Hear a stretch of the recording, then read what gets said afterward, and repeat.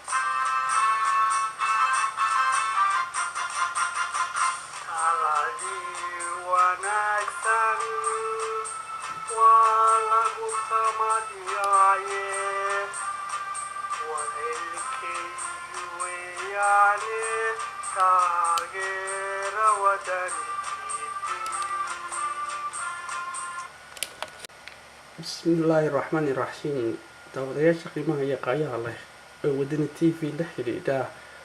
TV kaliya ee Soomaaliya waxa ku soo foolay ku sheegi kara weeye isagoo aan waxba waraysan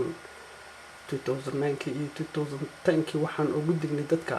in dhibaatadan ay ku soo foolaan dhaqay ciidamo shisheeye oo Soomaaliya soo faragista ayaad ka heli kartaa haddaad baarto wadani TV YouTube-ka iyo wadani TV labadaba waxaad kugu cusub ma noqonayaan si kastaba isku soo wada duub ujeedada aan rabo inaan u cadeeyo wax weeye Soomaalida oo ku jahawareersan sideeda banaanba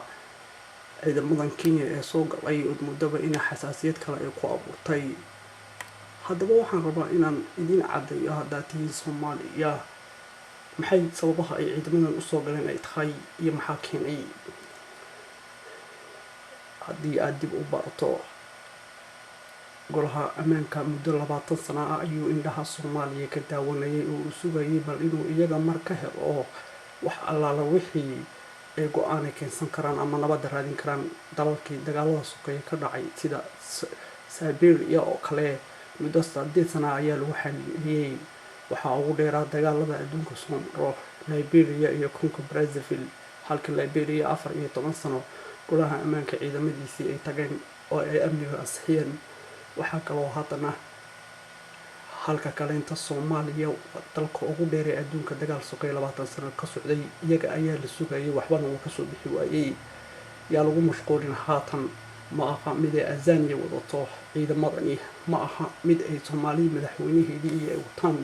ciidamadan waxa wato golaha ammaanka waa saddex geesood horay ay idinkaga digay in Soomaaliya ay ku soo fooloodahay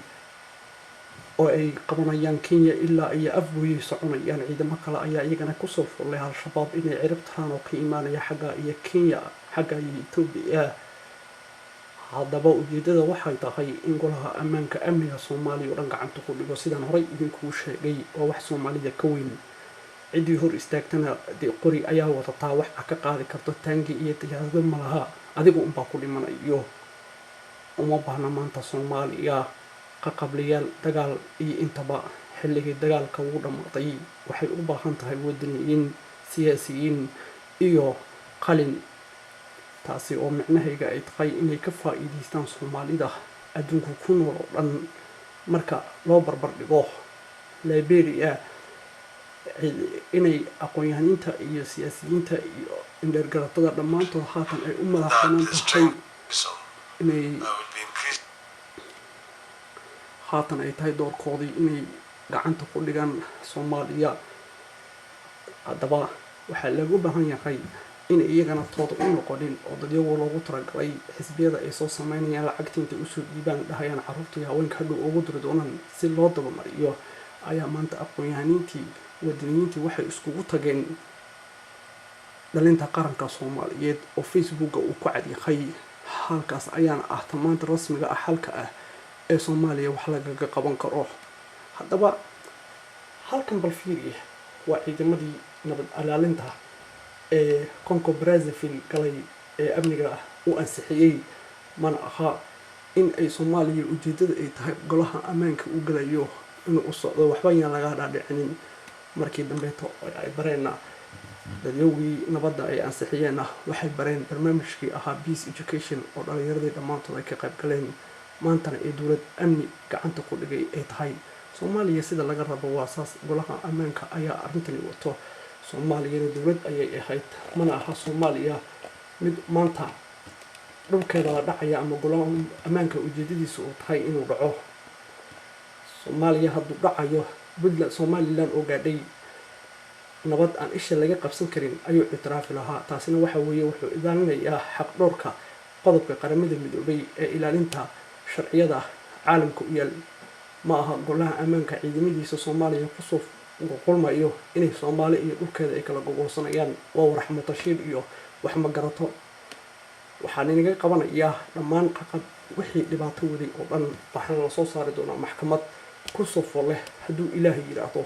oo lasoo taagi doono haddaba ka qayb qaado siyaasadda dhabta ah ay kusoo wajahaan soomaaliya waxay tahay way tegayaan dowlad ku sheeganay al-shabaab dhammaantood golaha ammaankana cidna kama waabanayaan khatartii soomaaliyana horay ayaa loo soo dhameeyey oo haatan waa xilligii laisku afgartay golaha ammaanka inuu gacanta ku dhigo soomaaliya amnigeeda waxaana loo dhiibayaa dhalinyaradii markaasi xisbi shacabka ay doortaan iyo caruurta daldaraysan ee dhibaatada dagaaleed kasoo gaareen haddaba maanta fursadda qaaliga ahi aqoon-yahanintii iskugu tageen waa dhalinta qaranka soomaaliyeed